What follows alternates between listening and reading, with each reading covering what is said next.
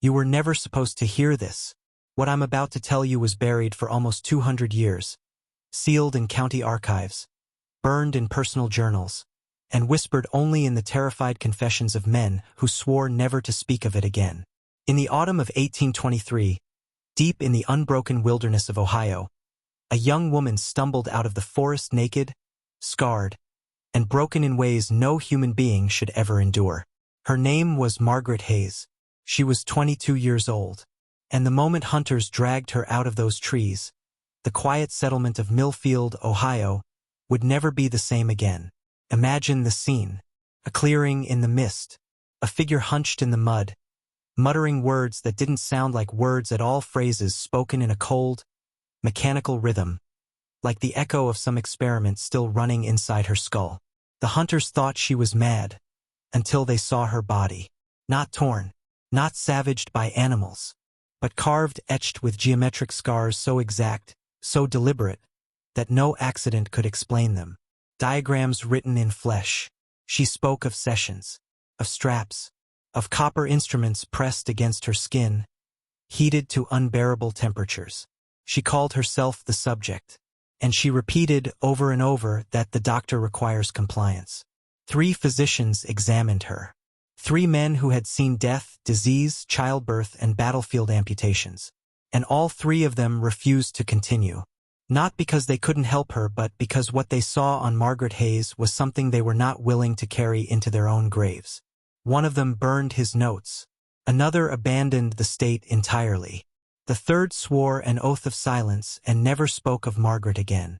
Now listen carefully, because the truth about Margaret's case is not just the story of one broken woman in a forgotten Ohio forest. It is a keyhole, a narrow, jagged keyhole that lets us glimpse the machinery grinding just beneath the surface of history.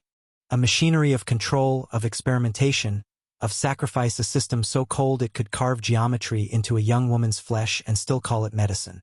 And here's the part they don't want you to understand. Margaret's case was not an isolated horror. It was a rehearsal, a trial run, a test of obedience in a world already moving toward systems of power that dissected the human body, the human mind, and the human soul, all under the banner of progress. Margaret Hayes didn't vanish into the forest by chance. No one in 1823 could have explained it this way, but patterns, dark patterns, surrounded her disappearance. The Ohio frontier was not just wilderness. It was a proving ground, a place where experiments could unfold far from the watchful eyes of cities, courts, or institutions that might question what was happening. The settlers believed they were carving out farms and futures, but someone else was carving something different. Silence, obedience, compliance. Think about it. Margaret was not like the other women of her settlement. She was educated, unusually so. She read books that women weren't supposed to touch. She studied medicine. She kept detailed journals, records of her thoughts, her observations. On the frontier, that kind of mind was a threat. And in a world where knowledge was power, those who already held power did not tolerate threats. The morning she vanished, her bed was empty, her journals gone. Gone. Not scattered, not destroyed. Taken. Which means someone didn't just steal her body, they stole her mind. They wanted her intellect, her curiosity, her rebellion against the silence expected of her. And when they returned her 3 months later, they returned not Margaret but a hollowed version. A subject, a vessel repeating someone else's commands. Now ask yourself this: what kind of man, what kind of doctor could strip away a human being's will like that? Who could look into the eyes of a young woman and see not a person, but a diagram to be redrawn, a machine to be rewired? You already know the answer. Power attracts men like that. Always has, always will. And when society builds structures, churches, governments, universities, those men slip inside, waiting for the moment when no one is watching. That's why the doctors refused to continue. Not because they lacked courage, but because they recognized the hand behind Margaret's condition. They knew what she had been subjected to wasn't madness, wasn't wilderness trauma. It was procedure. Controlled, precise, deliberate procedure. And the deeper they looked, the more they saw something that echoed their own world of medicine, twisted into something predatory. You see, Margaret's scars were not random. They mapped nerve clusters. They traced energy lines that Western science barely understood but ancient traditions whispered about. Her body had been turned into a living chart, a test subject for knowledge that had no place in polite society. That's why they sealed the records. Because if word spread, it would reveal that the frontier was not just being settled by farmers, it was being settled by something far colder, far hungrier. And the men who ran those experiments were not done. The sessions must continue.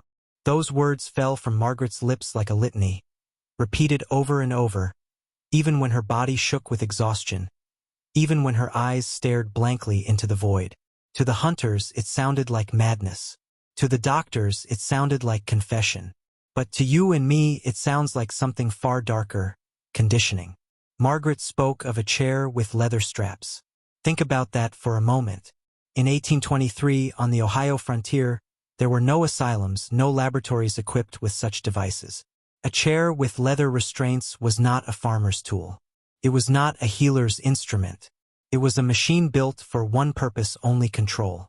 She spoke of copper instruments, heated until they burned her skin. Why copper? Because copper is a conductor, a conduit for electricity. And here lies the horror. Electricity was not fully understood in 1823, but it was being whispered about in medical circles. Experiments in Europe had already begun, shocking the flesh of animals, jolting the nerves of corpses to make them twitch. And somewhere in the wilderness of Ohio, a young woman became the test subject for those scientific ambitions. Margaret's words described procedures with a precision she should not have possessed. She referred to herself in the third person, the subject, as though her mind had been fractured, separated from her body, forced to narrate her own suffering as data. That is not madness, that is conditioning. A psychological split designed by the men in the shadows who needed her to obey without question. This is what the doctors saw when they examined her. Not just scars, but patterns of programming. Geometric diagrams etched into skin, designed not simply to map the body, but to break the soul. When you cut a human being in precise lines, when you burn them in symmetrical patterns, you are not mutilating. You are writing. You are turning flesh into a manuscript of submission. And here's the part no one wants to admit. Margaret's case was a prototype for what would later become entire systems of control. Mind-breaking rituals disguised as medicine. Experiments framed as science. Conditioning hidden behind the language of progress. She was a test subject not just for pain but for obedience. Remember, this Margaret Hayes wasn't just tortured. She was rewritten. And if they could rewrite her, what makes you think they haven't tried to rewrite all of us? Margaret Hayes was not the only one marked. She was simply the one who slipped back into the light, too damaged to be hidden completely. But behind her story lies a larger truth. No single man could have orchestrated what was done to her. This was not the work of a lone mad doctor in the woods. It was the echo of an entire system. Understand this. In early America, the frontier was more than farmland. It was a laboratory. Out here, away from the scrutiny of cities, men with resources and ambition could test boundaries without consequence. When a farmer disappeared, it was blamed on wolves. When a child went missing, the woods themselves were accused. And when a young woman returned with scars etched into her flesh, the records were sealed and the whispers buried. Institutions were already forming in the East: medical schools, scientific societies, fraternal orders. They shared ideas, circulated papers, exchanged letters. But some ideas were never published. Some experiments were spoken of only in locked rooms, between men who wore the mask of respectability by day and something else by night. They believed that to truly master the body, the mind, and the spirit, they had to dismantle them first. Break them. Strip away resistance. Rebuild them according to their own design. Margaret's case revealed their fingerprints. Her geometric scars were not random cuts. They mirrored diagrams already circulating among European circles of vitalist medicine and secret lodges obsessed with the mapping of life energy. Someone in Ohio had access to knowledge far beyond the frontier. Someone imported those methods and hid them in the shadows of a wilderness settlement. And when the doctors who examined her recognized those patterns, they recoiled not because they did not understand, but because they understood too well. They had seen whispers of this in their own training. They had read accounts of experiments conducted quietly in Europe, experiments never meant to be spoken of in polite company. And now, here it was carved into the body of a 22-year-old farmer's daughter. Do you see the pattern yet? Margaret was not a victim of random cruelty. She was a victim of the machinery. A machinery that wears many masks: science, progress, fraternity, even medicine, but beneath them all, hungers for the same thing: power over the human soul. And that hunger is never satisfied. Once tasted, it spreads. From the forests of Ohio to the cities of the world. From hidden experiments to open institutions. From the whispers of a secret lodge to the very systems you and I live under today. Because Margaret's case was not the end. It was the beginning. When Margaret was carried back into Millfield, the settlement should have risen in outrage. A daughter of their own had been mutilated, broken, reduced to a shadow of herself. In a just world, men would have searched the forests, demanded answers, hunted down whoever dared commit such acts. But that's not what happened. The opposite happened. Fear settled over the community like a fog. Neighbors whispered, but no one acted. Fathers told their sons to stay silent. Mothers told their daughters not to ask questions. The town's physician, Dr. Hartwell, tried to record what he saw, but his words were locked away. And when the county magistrate sealed the records, no one protested. Why? Because the system knew how to train not just individuals but entire communities. Margaret returned as a warning. That was the unspoken message. Look what happens when you reach too far. Look what happens when you know too much. Look what happens when you don't obey. Her scars were not just on her body, they were imprinted on the minds of everyone who saw her. And the silence that followed was not cowardice. It was survival. This is how power operates when it wants to remain unseen. It does not announce itself with flags or armies. It operates through suggestion, through fear, through the quiet conviction that resistance is useless. A single mutilated woman can teach an entire town to keep its head down. A single sealed record can convince generations that some questions should never be asked. That is how control becomes permanent, by teaching people to police themselves. Margaret spoke of straps, of sessions, of copper instruments. But in truth, the real experiment extended beyond her body. It was psychological theater, played out on the minds of her community. She became the instrument. Her very existence was the tool by which silence was enforced. And the community obeyed without ever realizing they had obeyed. Now pause for a moment. Think about your own life. Think about the things you don't question, not because you believe them, but because you've been trained not to ask. How many of those silences were taught to you the same way Margaret's neighbors were taught? Through fear, through shame, through the unspoken threat that if you cross the line, you too will be strapped into the chair. This is why Margaret's case matters. It reveals the pattern. A scar on one woman, a silence over an entire people. And from there, generation after generation conditioned not to see the machinery right in front of them. That is how the experiment scaled. Margaret's words were fragments, but fragments can tell a story if you know how to listen. The sessions must continue. The subject requires additional stimulus. The doctor requires compliance. These were not random outbursts. They were scripts, ritualized commands, embedded through repetition until they replaced her own thoughts. This is how you dismantle a human being, not by killing the body, but by reprogramming the mind. Pain was the entry point. Copper instruments heated to unbearable temperatures, applied with precision, not to kill, not to maim, to condition. When flesh is seared at precise intervals, when pain is delivered in patterns, the mind begins to fracture. The victim stops asking why and starts anticipating when. They begin to surrender not just their body, but their identity. And once identity cracks, obedience seeps in. Then came the chair with leather straps. Imagine it. A young woman bound, immobilized, her body no longer her own. The straps weren't just restraints. They were symbols. They communicated that resistance was impossible, that movement was forbidden, that she existed only as an object to be acted upon. Day after day, session after session, her mind learned one lesson. I am no longer Margaret. I am the subject. This was programming. A frontier version of something that would later become institutionalized in asylums, prisons, even military experiments. Break the will. Condition obedience.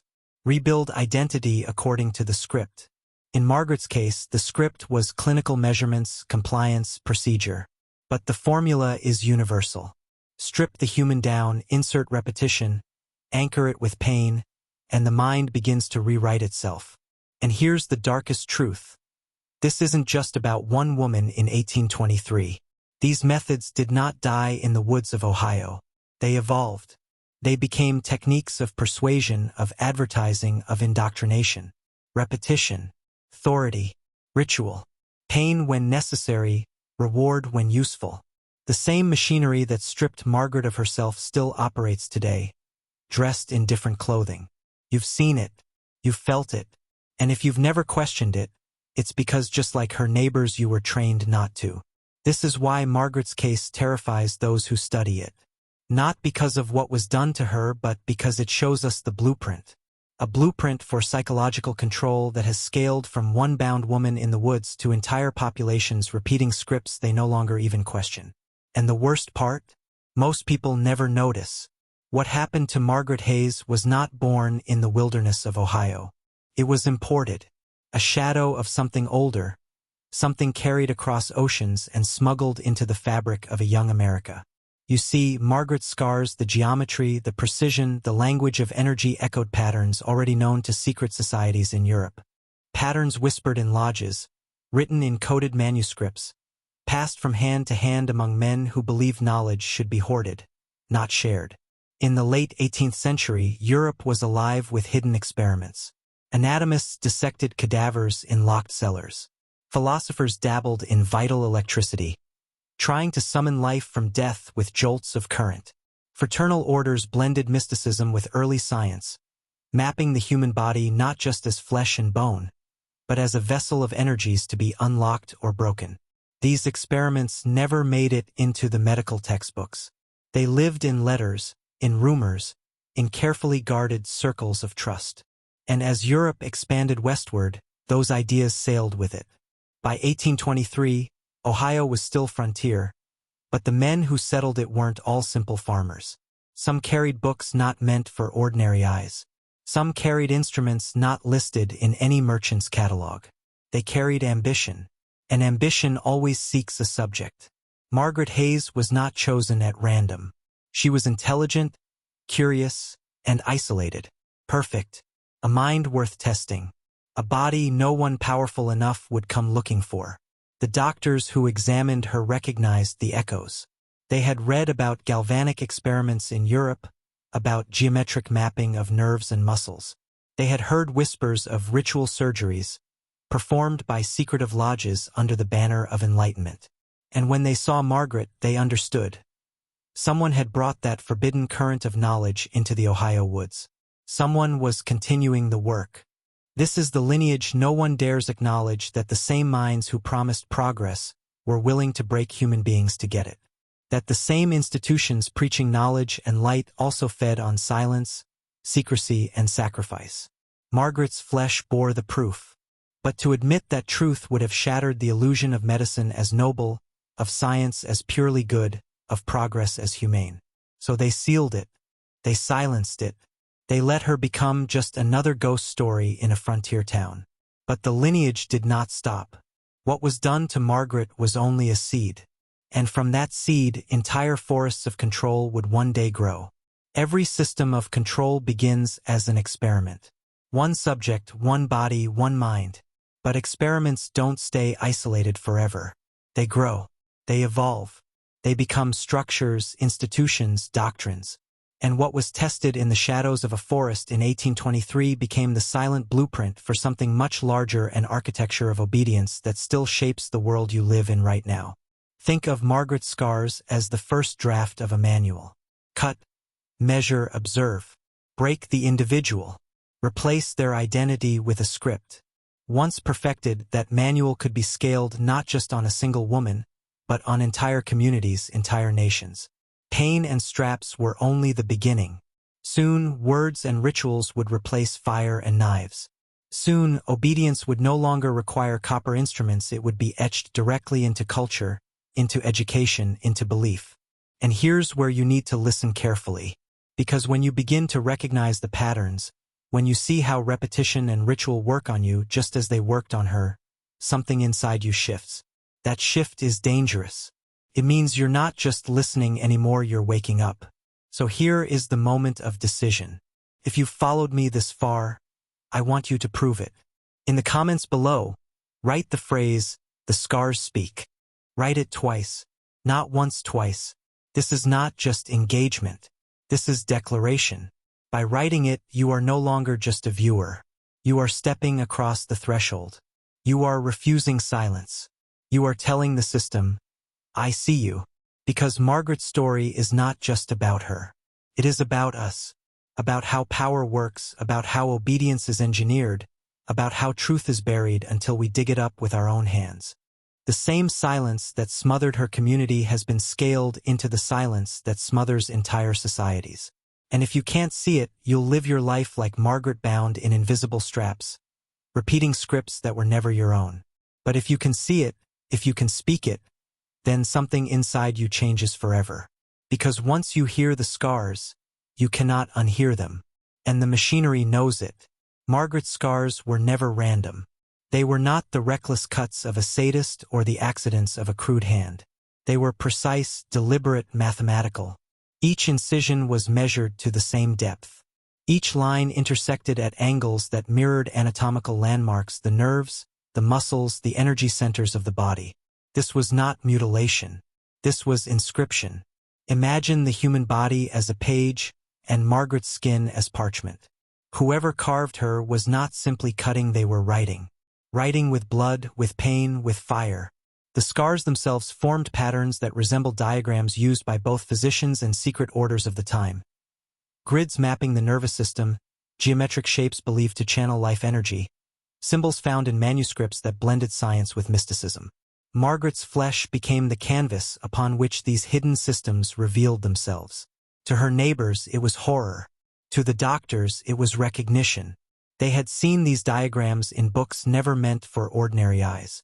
They had glimpsed sketches in European journals, rumors of surgeries performed not to heal, but to unlock hidden knowledge.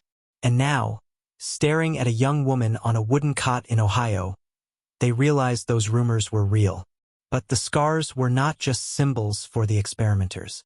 They were symbols for Margaret herself. Every cut reinforced the message: you are not your own.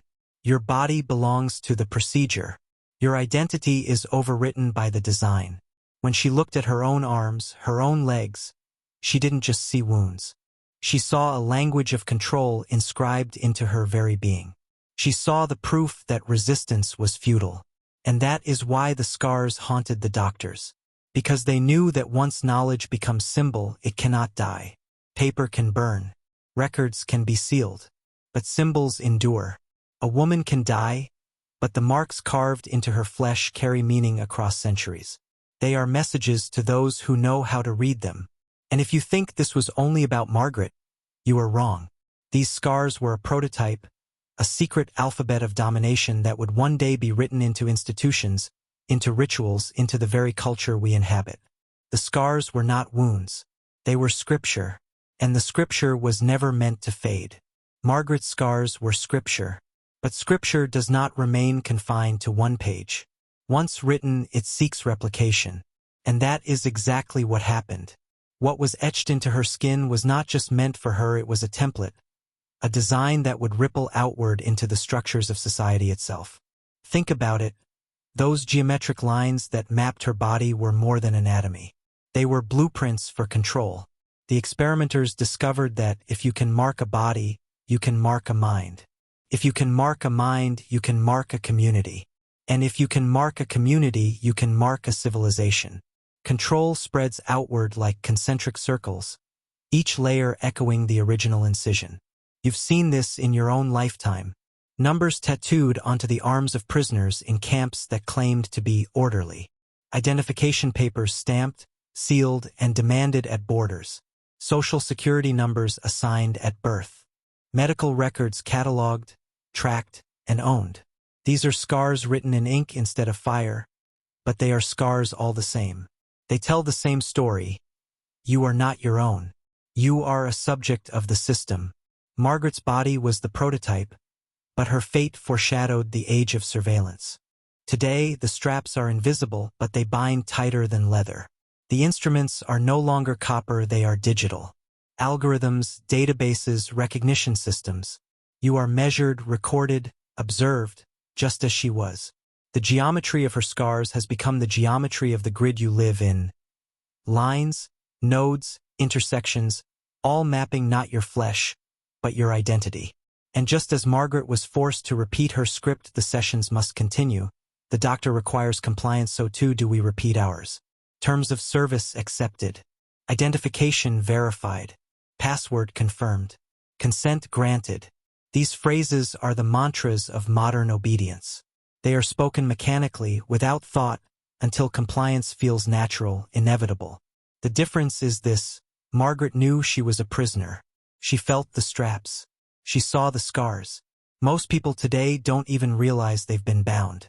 They believe their scars are conveniences, their scripts are freedoms, their straps are protections. That is how deep the conditioning has burrowed. What began in a forest clearing in 1823 has now become invisible architecture surrounding billions. Margaret's scars did not die with her. They scaled. They adapted. And now they are written across the entire human race. The scripture has become the system. The scars were not confined to flesh. Flesh is fragile. It decays, it disappears into the soil. But institutions understood something far more enduring. If you want to control humanity, you don't just scar the body. You scar time. Margaret's story is proof of this. Her body bore the evidence, but her community was told to forget. The doctors wrote nothing. The newspapers printed nothing. The church said nothing. Silence was imposed. And in that silence, history was scarred. A gap was carved into the collective memory where truth should have lived. That is how control sustains itself, not just by shaping what people experience, but by erasing what they are allowed to remember. This is the true mastery of power, the manipulation of narrative. If scars on the body enforce obedience in the moment, scars on time enforce obedience for generations. When the record is altered, when the truth is omitted, when the archive is doctored, the past itself becomes a prison. You can feel it but never prove it. You can sense the loss but never name it. And so, you inherit silence as if it were your own thought. We see it everywhere. Entire genocides reduced to footnotes. Entire experiments redacted from textbooks. Entire cultures rewritten by the victors. Even our calendars, our rituals, our holidays, these are not neutral. They are curated timelines, carefully edited scripts that guide what we celebrate, what we mourn, what we ignore. The past is not history. The past is design. Margaret's silencing was not unique. It was rehearsal. Her pain was buried in the soil of Ohio the same way millions of others' pains have been buried beneath layers of official narratives. And just like her scars became symbols, the silences became architecture. Whole generations built their understanding of reality on timelines already cut, already sutured, already marked. And here is the most chilling truth. When you scar time, people defend their chains. They cling to the edited version of history as if it were sacred, because they no longer know what was taken from them. They don't just obey, they protect the system that erased them. Margaret's body carried scars you could see. The system learned to cut scars you cannot see. On history, on memory, on time itself. The question is, if time has been scarred, how do you heal what you cannot touch? When time is scarred, forgetting is no longer an accident, it becomes ritual. The system does not simply bury its horrors. It buries them with ceremony. Think about the cycle you've already seen in your own lifetime. A tragedy erupts. Shock floods the air. Names are spoken. Images circulate. For a moment, the truth is undeniable. But then slowly, carefully, the forgetting begins. Reports are sealed. Archives are redacted. Institutions announce closure. A monument might be erected, not to preserve memory, but to contain it, to pacify it. The horror is dressed in stone, framed in official words, and declared resolved. And then it happens again. This is not incompetence. This is design. Forgetting is the system's immune response. By burying each horror beneath official rituals, dates, slogans, symbols, it ensures that the wound never heals, but also never bleeds too openly. Just enough is remembered to maintain the illusion of accountability, but the root is always concealed. That is why atrocities repeat. That is why the machinery never breaks. The forgetting is the fuel. Margaret's silence was just the prototype. She was bound, scarred, erased. But in her erasure, a ritual was perfected. Her neighbors were trained to look away. Her community was conditioned to accept absence as normal. And that same conditioning is alive right now. You see it when people shrug at scandals. You hear it when someone says, "That's just the way it is." These are not casual phrases. They are the mantras of forgetting. They are the proof that the ritual worked. And the cycle will continue until someone breaks it. Until silence itself is refused.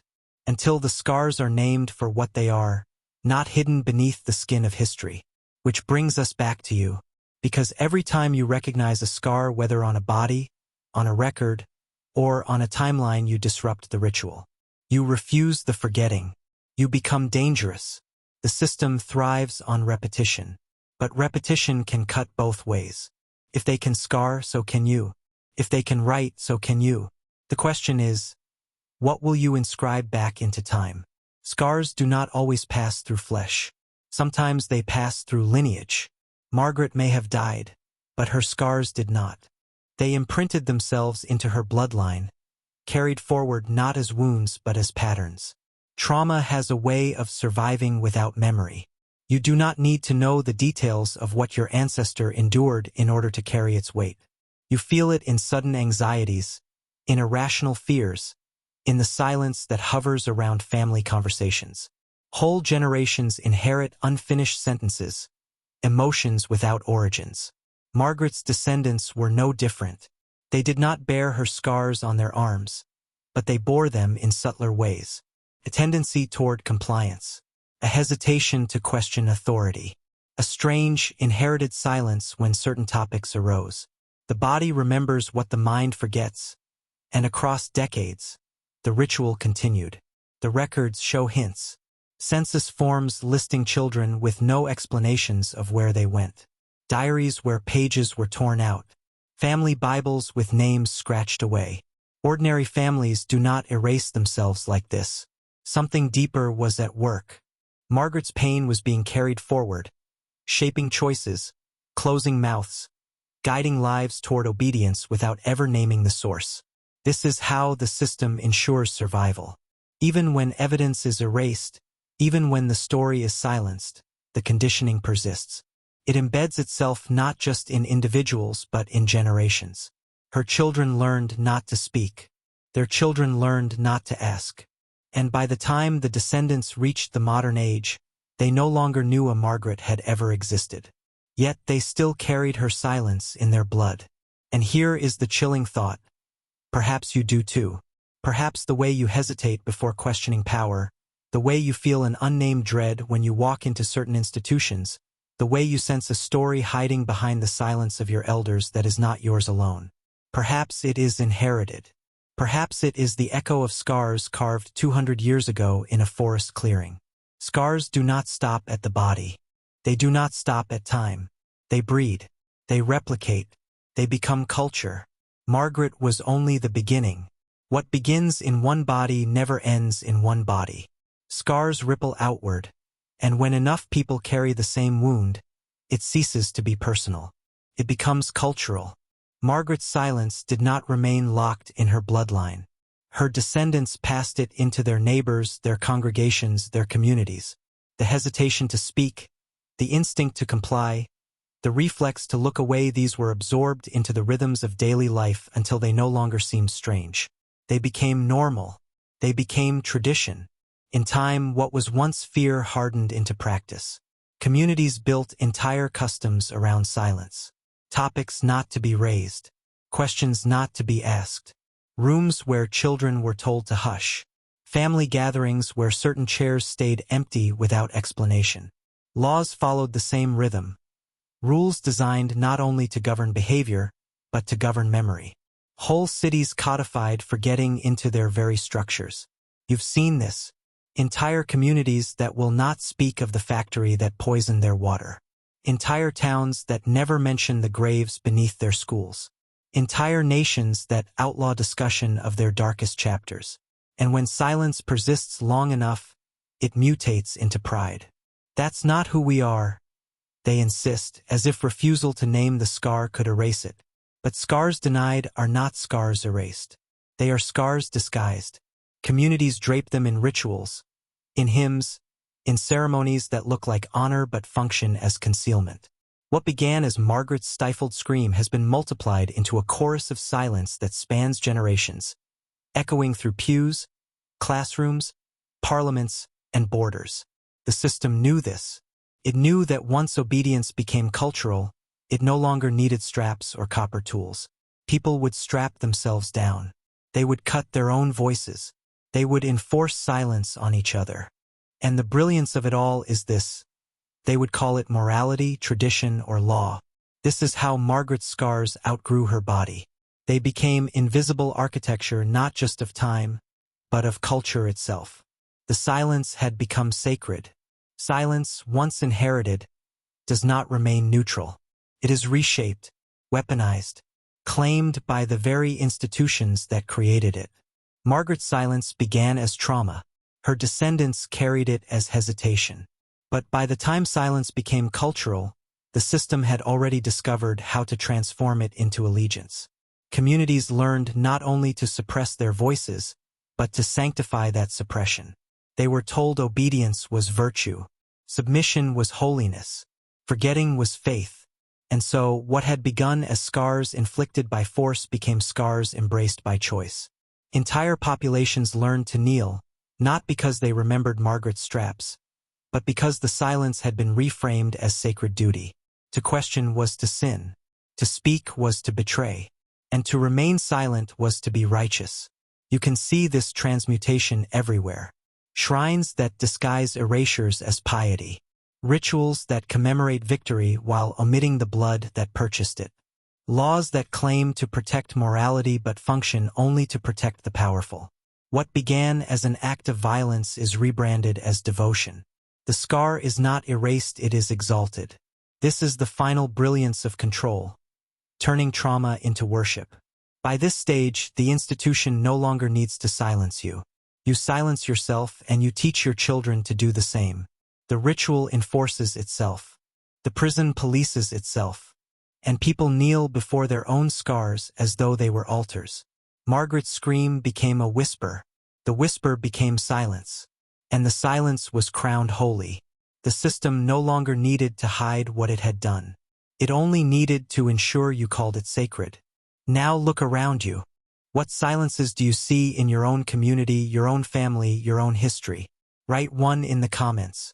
Because the cycle breaks the moment we name what was meant to be forgotten. Encourage them to break silence by commenting with a mute emoji followed by a single word they think society avoids speaking. Example: if you're still here, type mute emoji plus one word nobody talks about but should. Every word typed is one scar revealed. Margaret's scars didn't die with her, they survived in silence. The question is, which scars are you carrying forward? Share your thoughts, because when we put words to silence, we stop it from breeding. This story isn't finished. The scars stretch deeper, further into places we don't want to look. If you want me to uncover the next hidden layer, make sure you're here when the next chapter arrives.